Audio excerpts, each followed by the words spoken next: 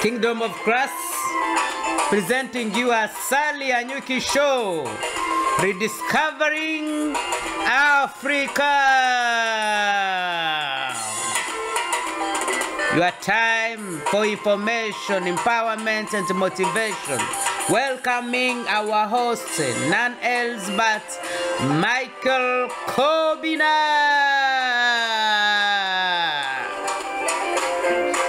Once again to yet another edition of your own program, Asali and Nyuki, your popular weekly informative platform, which is aimed at reminding us as Africans about our cultures, history, values, and most importantly, the challenges facing us as a people.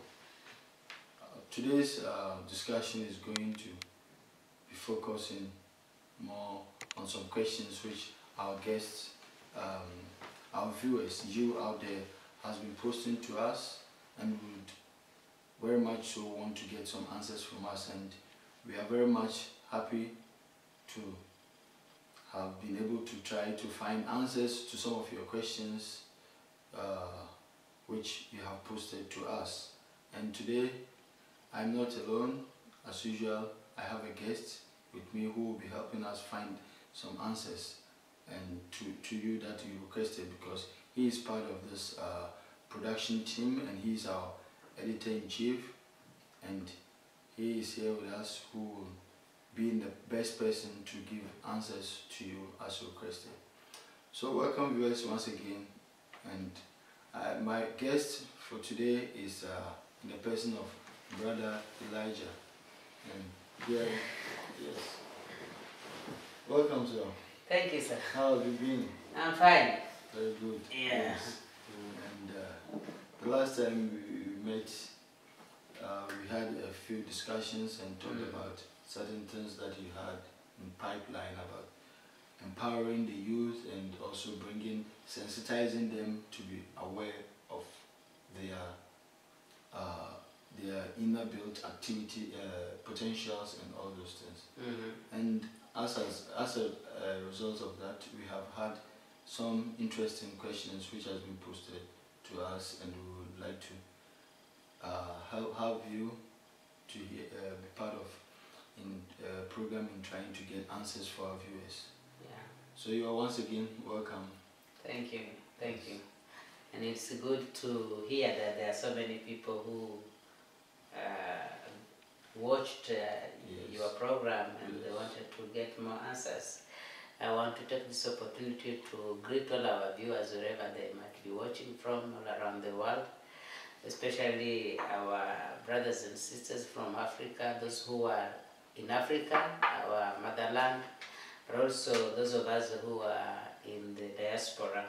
So this is your program, and you are most welcome to give us your input, your critics, your remarks. We will be very glad and happy to hear what you have to say, and so that we can serve you better, and so that we can inform more and more our people about themselves. Yeah. Yes. Well, you had it, viewers, yourself. And the questions that have so far been here to us, in fact, there are quite a number of them, but we have been able to scale it down a bit.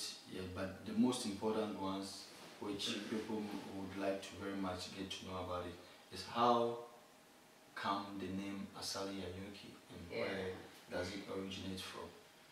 Yeah, as you already know, first Asali and Nyuki is a Swahili word, and most of the people, unfortunately, in Africa, we are still using the colonial languages. We can't communicate like one from the west cannot communicate with someone from the east or from the south or central without using these other languages. And so people are trying, and our leaders are trying to promote at least one African language that can be uniting us as a people. And so they have chosen, they're thinking of Swahili. And I think Swahili is an African language, blend a little bit of some Arab words. And therefore, the Swahili the name Asali and Nyuki, as you said yourself last time, means simply the honey from the bees, the real honey. And so it's a word that we chose because we thought that honey is sweet. Yes.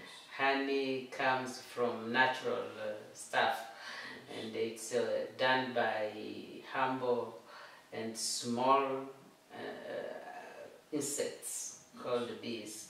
And so, but they are small, yes. They are weak, yes. But their strength is in number. Yes. I tell you, when you meet all of them together, you can't do anything. No. If they attack you, it doesn't matter you are a king or you are an army or you are what, yes. They will ensure that they will put you down. Yes. So with that strength of their unity, so they are able to make that natural commodity, yes. That we call honey, which some experts have said that it's able to heal about 100 disease, 99 disease, honey itself. Okay. I don't know if you knew that. Yes. Yeah, without even refrigerator or anything, yes. It can stay for about 100 years, yes. Without getting destroyed. Yes. You know. Its yeah, and quality. Its quality. So we thought that name would be better and best for us as a nation, as a people from Africa, because then that's how we are. That's how we are. We might seem like we are weak, but we are strong. Yes.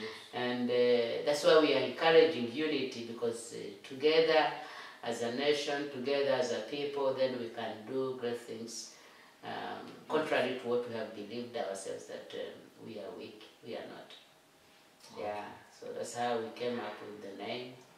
And as you already know, yes. We have one of the wonderful weather in Africa, you know, yes. That anytime you can, doesn't matter, it's January to December, you can enjoy the weather, the climate, it's wonderful. So we are having so many answers to so many, as we say, that the honey is a cure to so many diseases. So we also believe that in Africa there are so much. I don't even think or know how the world would look today without Africa.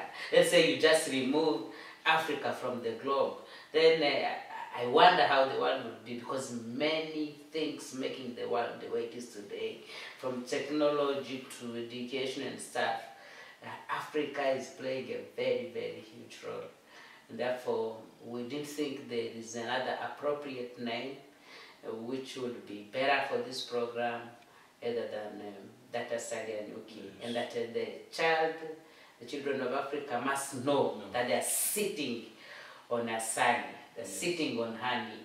Yes. They must get use. They must do whatever they can to get good use of it. Okay. Yeah. Well, thank you for your in-depth description and answer to this question that were posted, and I hope you viewers have gotten a little bit of what you really wanted, if not all. If not, yes. Yeah, but you are still welcome to post more and ask more through our website, our Facebook page, our Skype contact, and everything. Even our telephone numbers. Yes, the telephone numbers, they are always open, and they are all under your screen now as we watch this program. And there was this one also is talking about why is this name so important to us as a people? Yeah, whoever names a thing owns that thing, right? And before I answer your question, it's funny that it's only us African who have names of others, right?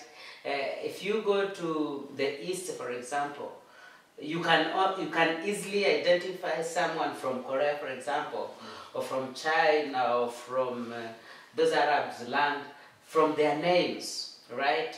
And no matter what, they will not change them, because the name is your identity.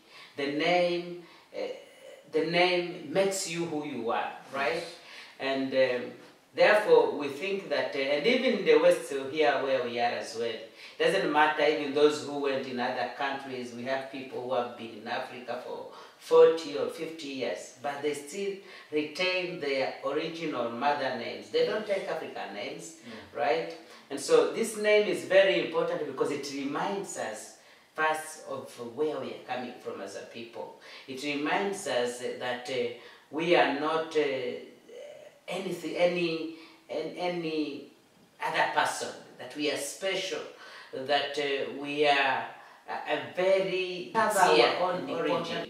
And this name then becomes very important to us as a people because we got to understand that God, in His own miracle, chose to give us that place we call Africa, with its beauty, with its nature, with its climate, with all the natural resources we have, with the powerful human resources as well, which is the most important thing that we, as we said last time in the last broadcast we had, that the most important resources that we can count on is our human resources. So this name, as coming back to your question, is important to us because then it gives us our identity. It reminds us who we are.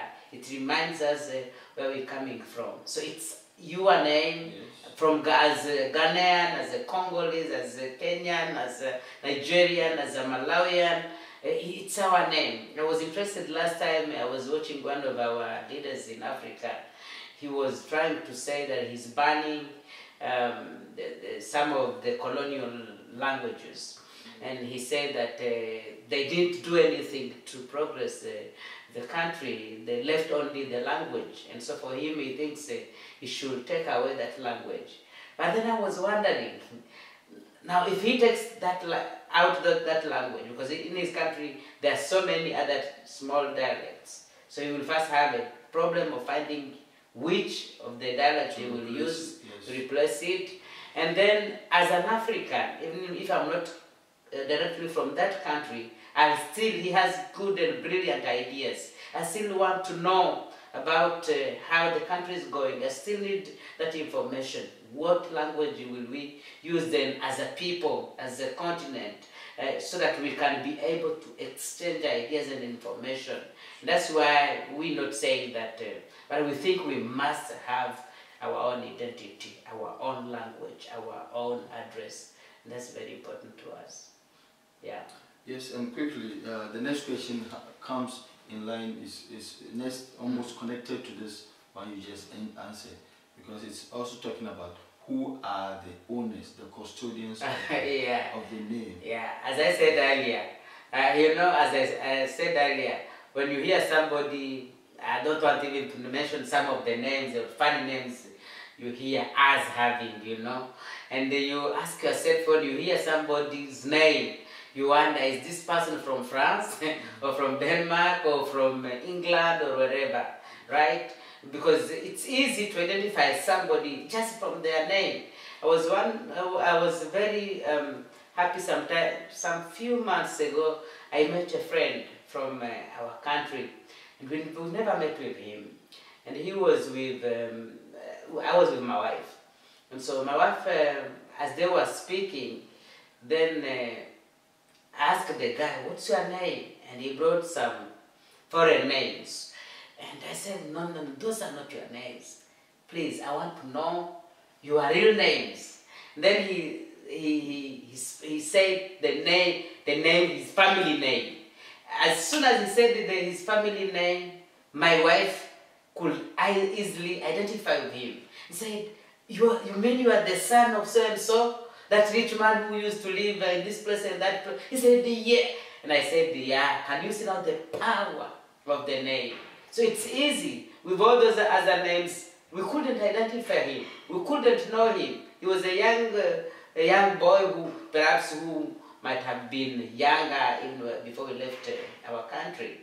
Therefore, this name, the custodians of this name, shortly, in a very brief answer, is you and I, wherever you might be, outside Africa, outside your continent, it doesn't matter, but it's for every child, son, and daughter of Africa.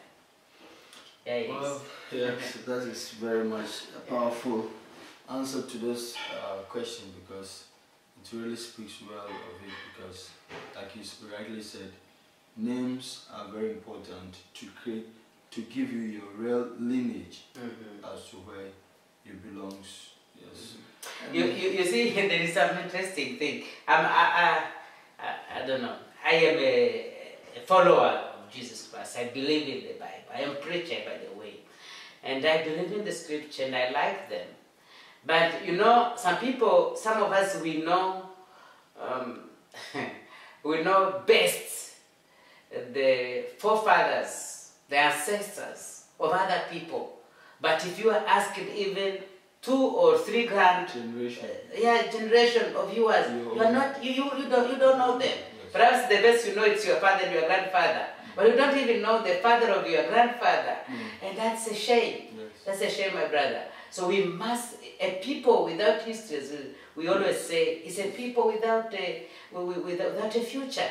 So we must be able to dig in our past, so that we will be able to realize where we are and plan for the future. We are not here forever, so we shall have something that we will be leaving for our children. And therefore, it's important that we know, before we go on digging and knowing and researching and knowing more about others, we should know about ourselves. Yeah, we should know about ourselves, so that it's easy when I hear your name, Kobina, for example. I can easily relate to you and know this must be coming from this lineage, from this family, from this village, from this, and it's very important. It's very important. The name is very, very key. Very and the custodian, as we say, it's us. Yes, it's us. It's me and you. Yeah. So in just a simple context, what must we do to be able to protect this honey called Asali? And in order for it to benefit us and our people, because we are in sort of trying times. We have a lot of problems with malnutrition, problems with wars, problems with hunger and all this stuff. But we are still talking about the place where this honey flows from. So what must we be doing? My brother, it's a paradox. It's a paradox that 400 years after colonialism, we are not yet to find ourselves. We try to say that we are independent, but we are not, right? Because our so-called leaders, and I don't know what is the term I should even use if they should be called leaders. Instead of serving us as a people, they are misusing us. We are like their business, yeah? We are just there to be seen and to be taking the pictures, to be sold outside there. And all this honey, as we would say, is not benefiting us as a people. Look at Africa. Tell me one country in Africa which does not have resources. If it doesn't have any other resources, at least they have land. And that arid land, that land which is fertile, that you can plant crops and have food, you know. But our people, as you said, are dying of malnutrition, you know, in hunger. But go in Africa, you will find gold, minerals, diamond, cobalt, zinc, and all these stuff, man. They are in Africa. We don't have computer without Africa. We don't have laptops without Africa. We don't even have iron without Africa. We don't have even cars and the tires for cars, everything. But look at Africa then. We are suffering, we are dying. So I think what you're saying, to answer your question, what should we do? Yes. The first thing Jesus said in John chapter 8, verse 32 to 36, I guess, he said, you shall know the truth, and the truth shall set you free. My brother, the only thing that can set us free as a people is the truth. The truth about ourselves. the truth about our continent, the truth about what we own, the truth about our capacity. Yeah. So when we have the right information, because unfortunately what we have around is misinformation. What we hear just on medias, the so-called mainstream medias, and most of the information we get outside here are false information, as misinformation, as I would call it, right? And so we have to counter that. We have to give our people the right information. It might be difficult because most of the parts of our continent, the accessibility, you know, for information is very, very low. Yeah, because though we produce electricity, like in Congo, for example, we have a place where we can produce electricity which can cover the whole of Africa, including Europe. But the Congolese themselves, they don't have electricity. That's funny enough. But information is very important. The second thing I will talk about would be love. Love. I think you are the one who told me the other day that we are having honey. And other people are coming to take that honey. And then they go outside, they dilute that honey. 1 liter, they put 5 liters of water. And then they bring that diluted honey to us. And then we begin to kill each other and fight each other. And in that imbroglio, in that confusion, then those who are clever continue looting and taking those stuff. And before you know it, there is someone who said, don't wake up a cat which is sleeping. Right? So we must love each other. We must love each other. It doesn't matter our color. It doesn't matter our tribe. It doesn't matter our languages. We must transcend all those so-called barriers. Because even before colonialism, as you might remember, we didn't have all this stuff called the tribe and stuff like those. Of course, we had our differences, but we had unity in those differences. But now some people are kind of making a business out of those, right? And therefore, I think we must love each other. We must not look at ourselves as Ghanaian, as Congolese, as the Kenyans, as Ugandan, as Nigerian, as Namibian, as Gambians, but we must look at ourselves as a people, as African.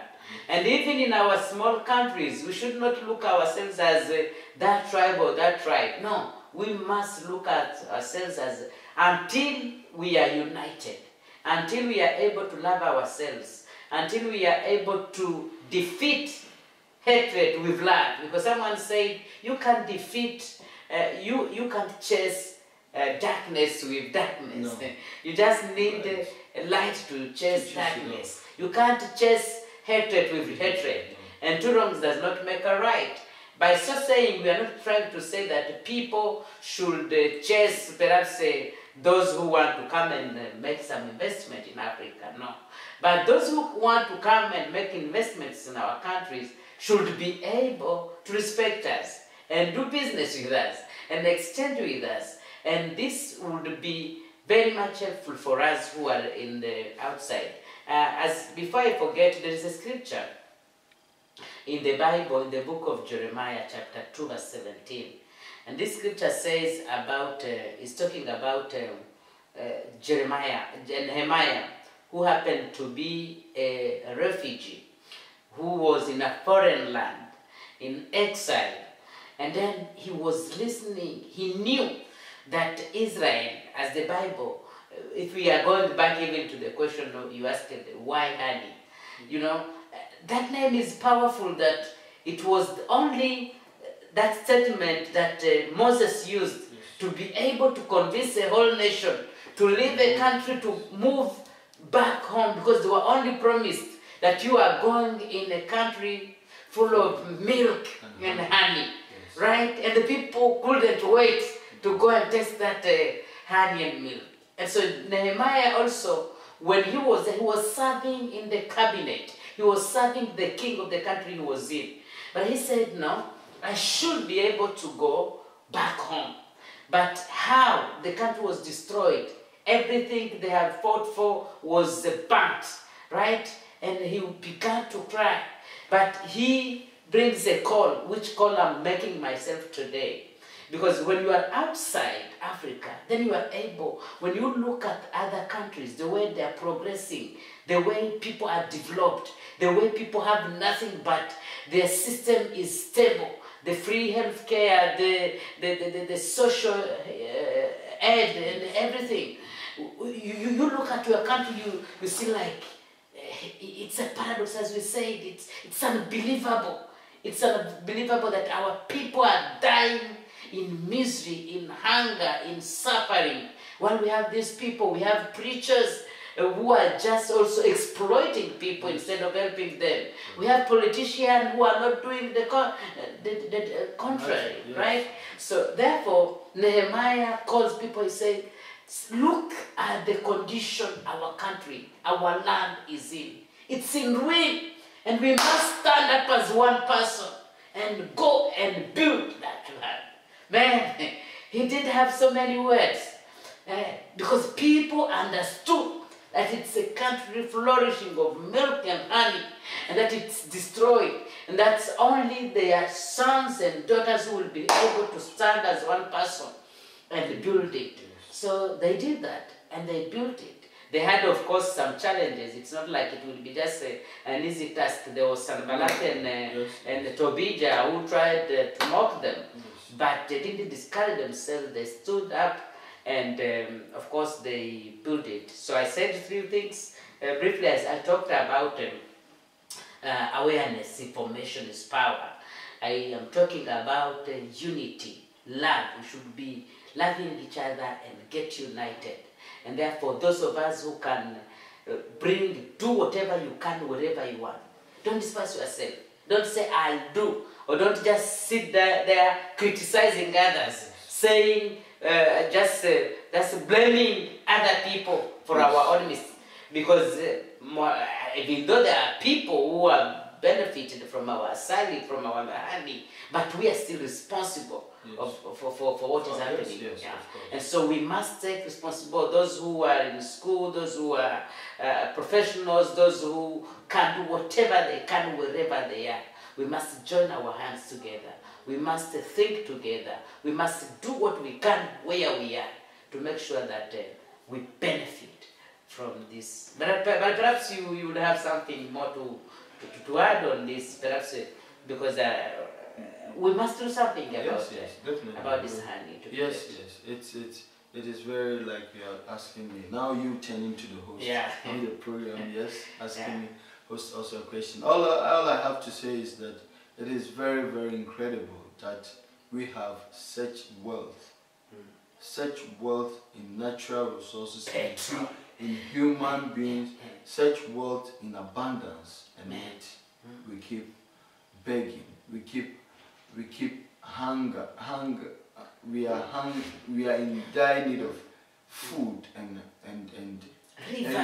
anything, all things that we have to, one needs to be able to survive with. We are just about looking for them.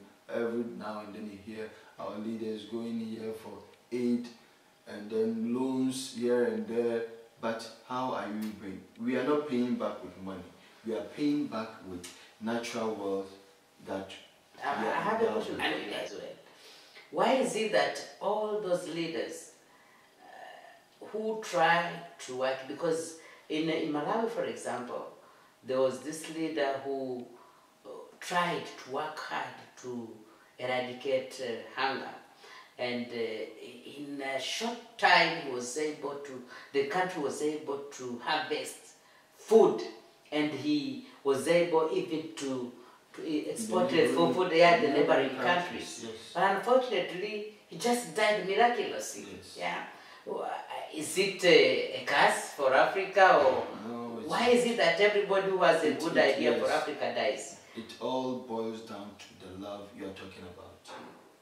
We have still not come of age to realize that we have to stand up in unity to fight for just one cause.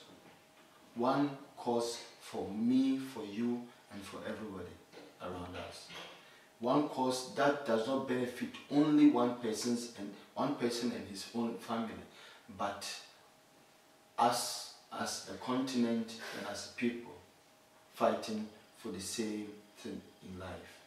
The problem here I see is that there is still sabotage, and then there is still that selfishness still there within us. We must fight it with all and our that energy. selfishness is what is still killing us, our people. We have all these arable lands and all these resources, but just a few people connive with others to just put it into wrongful use. Imagine. Yes. And they take it out of the country to go and invest it outside, where they will not even get access to that. So like we are talking about, we have, when you have one glass of honey, which is pure, it can be able to give health, good health, in form of curing diseases to people. But this same honey, taken outside somewhere, diluted it with color, bring it back here, it is rather bringing diseases to people. My brother, as you're talking, something is coming into my mind. I think we always blame politicians. Yes.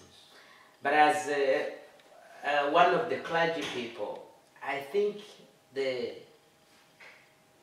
religion is to be blamed enough. Yes, of course. It has not. Religion is much, because in my view, there is an African scholar, theologian, who said that Africans are notoriously religious. They're religious at heart. African, they find a reason to invoke worship, God, yes. to worship from anything, right? And therefore, we love God. We love. We want to find even an excuse to worship. And therefore, we have people in our churches, in our mosques, in our temples every week, if not every day. But are we able to sensitize these people? Are we able, as clergy people, to help them understand who they really are and what are their roles in building our... So the clergy people, yes, they have a long way to go. of course. Because what we're listening now and what we are hearing from the clergy people is not even pleasing. Yeah. Yeah? When you hear stories about the priests and pastors and stuff like this, it's not... And something must be done about that. What do you think? Yes, of course. Something definitely must be done about it. And all it takes the community leaders also to work with our people, because now formerly before religion came, this religion from the West came, community leaders, they were the people who had the command, who invoked the people to get up and do something for their people. But now it has gradually shifted from their hands to the clergy. And funny enough, we are looking at ourselves no longer as Ghanaian, no longer as African, no longer as Congolese, but when I hear your name, for example, your name is Muhammad Kobina, then something tells me you are a Muslim. And then I am already, I don't want anything to do with you. So religion already is dividing us. Yeah? And when you hear me, perhaps Elijah, then something tells you he must be a Christian. And so, is this religion thing helping us or destroying us? No. I'm not saying belief in God is bad. No. I'm not saying we should not believe in God. No, I'm a preacher. Yes. But we must transcend all these stupid barriers. Yes. That people should be killing each other. In Nigeria, in so many places, burning their neighbors' houses because of religion. Yes. Come on, if your God is strong enough, why does He need you to go and fight for Him? Yes. Can't He fight for Himself? Yes. And we are encouraging this, and our enemies, so they are happy to report that this number of people again, they killed each other, and that's why they are thinking perhaps we are savages, we are animals, you know. Yes, Well, viewers, we are short for time, and this discussion is getting more interesting at this point because there are much to be talked about, and there are much things that we should be able to overlook and transcend over to be able to get these kind of results that we need for our people's benefit. The things that will give happiness, joy, and let people feel the wealth that we have. Until we transcend over these things, we'll be able to see the future that God has for us, which we think is in heaven, but it's right here on earth. So let's get over those conflicts and bitterness with one another and religious differences and division, and then fight on just one same cause to bring happiness, peace, and unity amongst our people. Well, sir, thank you very much. But before you go, your last words for our viewers out there. Thank you. Thank you. I talked about ancestors, that we are people who want to worship other people's ancestors, but we don't even know our ancestors. Yes. We are very much blessed. And you know, some people will say the number of, some of the few recent ancestors I want to talk about right now. Some people will tell me that they were politicians, right? But Jesus said there is no big love than someone laying their lives down for others. And we have people who laid their lives down for others. In Ghana, we have a Kwame Nkrumah. That guy fought for the independence of Africa. I don't know even if he would come to life today, if he would be happy with what is happening in Africa, in Ghana, for that matter. I don't know. Yes, we have Lumumba in Congo.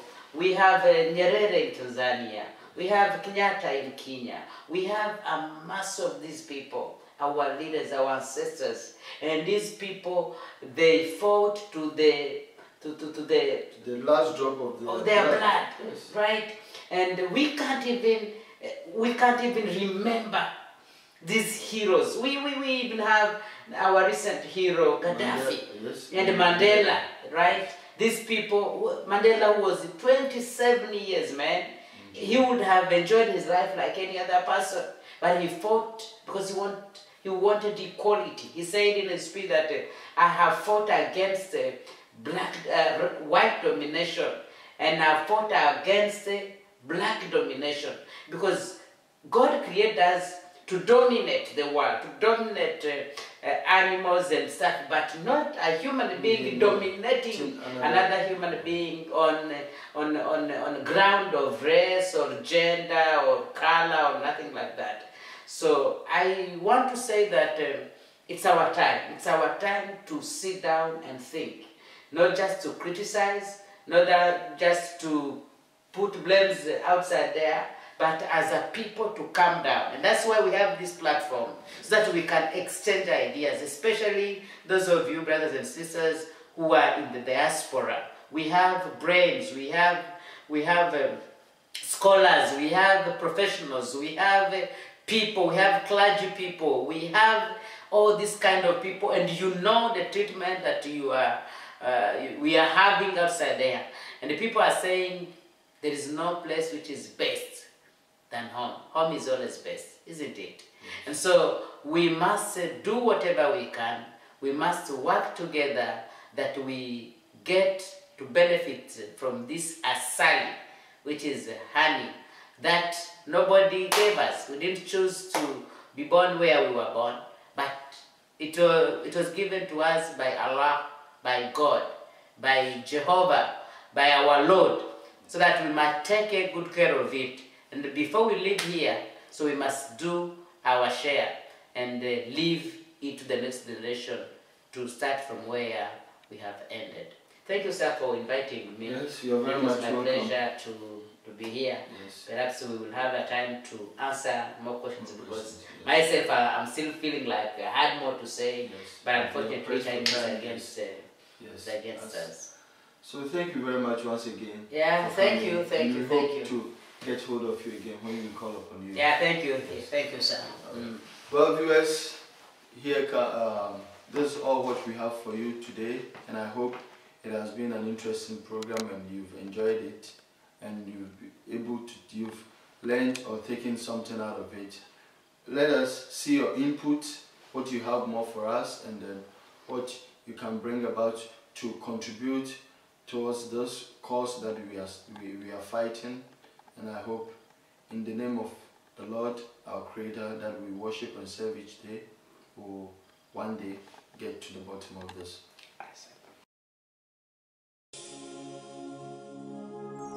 Asali and Nyuki.